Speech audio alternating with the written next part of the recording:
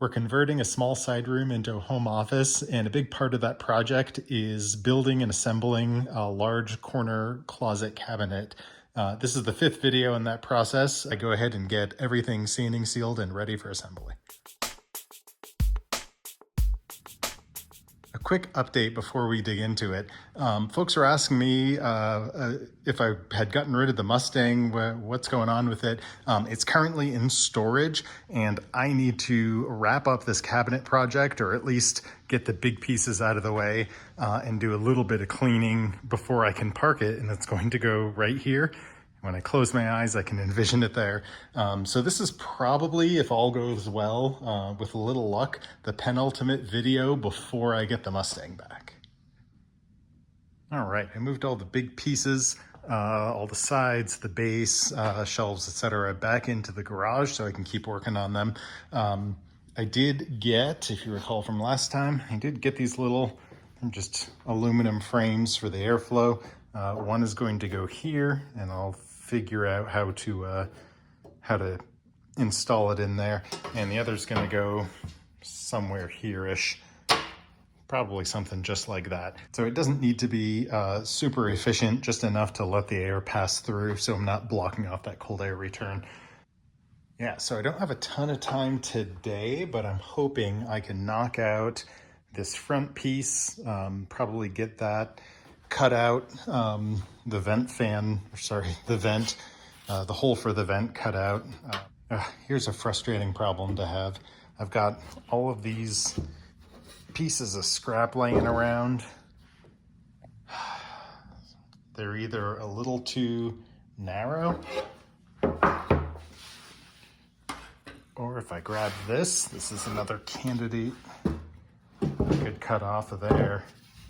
However, line it up on one side, we're a little too shy. And I've got, I could cut it out of that big piece. That seems like a waste. Yeah, these I'm hoping to use for some of the fascia. This is just too narrow, like that other piece. Okay, change of plan. Instead of using MDF or some of this 3/4 inch here, I put this, I paused and said, wait a minute, how is this mating up with the other side, the other cabinets? Turns out the front fascia for this side is meeting like right there. I'll try to get a close-up of it for you, to where if I had this sticking out, it would be front fascia and then a jog out, front fascia, then a jog out, and then going here, then a jog back in before it continues. I'm thinking that's silly. So I'm going to use just the same little kickboard fascia, toe board, whatever you want to call it, along this side, and just continue it. It should meet up just about flush, and whichever side is further forward, I'll cut it a 45 and make it made up. Easy peasy. Okay, so that problem was solved just by deciding not to tackle it. I'm going to go ahead and put the vent here, trace out the hole, and then cut it out. So what I'm going to do, is probably, I'll trace out the lines, or just kind of measure how far inboard this goes. Probably drill a couple holes and then flip it over and do it on this side. I'm putting it so that it is, the shelf goes here. So if you imagine this flipped over, this is going to go here underneath the shelf, kind of tucked out of the way. Okay, I'm a little annoyed. I got my sanding sealer, I cleaned, I swept, the vent fan was going, and I open up my tote of painting goodies. You know, I've got my foam roller covers there, and I've got all my big rollers and all my brushes and everything else. I don't have any trays, and I have no idea where the frame for the small rollers is. So I guess I'm not putting any sanding sealer or primer down today. Okay, through the magic of video editing, you didn't have to wait, but I did. Let's see if what I got is going to be what I need here. I think so. I mean, all I need is a generic little roller frame.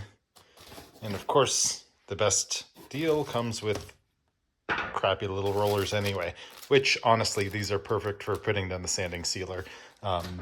I wouldn't want to, maybe even primer, I wouldn't want to use actual paint with these, but if you're just laying something down, that's good. And this came with a bunch of plastic trays and another plastic tray, but a hard tray. That should work perfect. Okay, slight change of plans. I'm thinking this through, and I think this might work out better. I am going to still do the sanding sealer. I tried to show this before, but when you work this MDF, it does kind of fuzz at the edges. I want to have some of this, especially the places that are going to be exposed, like some of these edges in the front here. I want to put some of that in there, let it seep in and get a nice hard surface on this. Next, what I'm going to do is probably move everything in, assemble it, and then this stuff. I would never put it on a car, but it's great for woodworking to act as a filler. Fill in all the gaps and all the seams where there might be any discontinuities. Let that dry and then prime it and then paint it later after everything's assembled. I want to get people's feedback on that. I'm probably just going to press forward, but I've used this sanding sealer a lot before on MDF. It works great. And I've used this on various wood projects. I think that's a good order of operations. I think if I prime and then fill everything in with Bondo, I don't want to risk having the mismatch when I paint over it. So I think sanding sealer, Bondo, primer. So one of the things about MDF, I talked about this before, but it will absorb like literally any liquid that it touches. And you might notice in the time lapse, I'm putting the sanding sealer on and it is absorbing almost immediately. So that's actually one of the other benefits of putting it on. I learned the hard way on another project. If you go straight to paint or primer on MDF, it will suck that up and leave you with like a bare spot almost, and you'll wind up using 2 or 3 times as much to coat the surface as you would if you just took the time to lay down some sanding sealer that soaks in, hardens up, then you can paint to your heart's content. So I'm focusing on all the areas that are going to be finished. I'm not really that worried about the backside up against the wall, literally never going to get seen. And it's a little frustrating. I think the last time I moved, I gave away, I had a gallon of sanding sealer that was like 90% full. And I picked up this time just a quart, thinking it would be plenty to do this entire project. And I'm almost out. Okay, I got all of that sanding sealer on there, especially since it's soaked in. I'm going to give it some extra time to dry. I'll have to go along either with a sander or some sandpaper and give it a light, probably 220 or finer grit once over, just to knock off all of the whatever raised up from the sanding sealer. It's really interesting. You can see I just kind of put the rest of what was the last bit on the roller here. Everywhere else it absorbed in that first coat, and you can tell where I just kind of rolled really quickly on top. It's just lingering. So you can tell that the MDF sucked up the first coat and left the second one, which is exactly what it does with paint and primer. So it's really beneficial to just throw down some sanding sealer. It hardens the surface and keeps your finishes from being absorbed into the grain itself. Ah, crap. I forgot all the shelves. There's no way I have enough sanding sealer.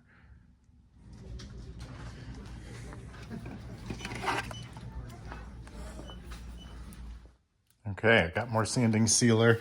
I think next thing I'm going to do is grab my little mighty sander, work on these shelves. I don't want to put a bullnose on them, but I do want to knock down the corners just so it's not a sharp edge. So once that's done, I'm probably on these 45s here on the front. I do want to clean these up a little bit. You can see there's a few spots where the saw jumped a little bit, like right there. So really just kind of put a nicer edge on those, a couple of nicks where, you know, just moving it in and out. And I don't want this nice sharp acute corner, so I'm going to round this off a little bit as well. It'll be a little nicer finish. All right, so I'll put my respirator on, get my earmuffs on, get some music going, and let's get to it. So I went along with my sander and really focused on getting these 45 diagonals. This is going to be where the door is going to sit, basically kind of right here. Went along with the sander, started off with, I think it was a 120 or a 220 possibly, and really got the any highs and lows mostly sorted out. So yeah, I went ahead and got it as straight as I could. There's still a few spots like that where you can see the saw just kind of, as I was cutting it, got a little too deep. That's a little too deep to like level out with the rest of it. So when I go along with the Bondo, I'll just do a skim coat along here, anywhere that's left over. Yeah, here's another one right here. If I tried to flatten that out, I'd be sanding for forever. So the other thing I did is I went along and these sharp edges, actually one of them started to cut me as I was running my hand along, realized when I put the sanding sealer on there and then started sanding it, I was literally sharpening it into a cutting edge. So I went and I rounded over all of these corners so they have a nice rounded edge to them. That's really nice, kind of similar to the shelves here. So because this soaked into the MDF like a sponge, I'm going to let it go several hours, probably just overnight. And the next thing I'll do is I'll come along and probably start with a 220 or a 300 something grit. And just everywhere well, literally all the exterior surfaces, all the big pieces, I'll just have a big sanding party, sand everything, get my exhaust fan going, my mask on, and get everything sanded. I think at that point, we're going to be ready to move all of these pieces of wood into the office and start the assembly process. All right, if you're still with me, thank you so much for watching, and thanks for sticking with me through this cabinet project. Hopefully soon we get back to working on cars.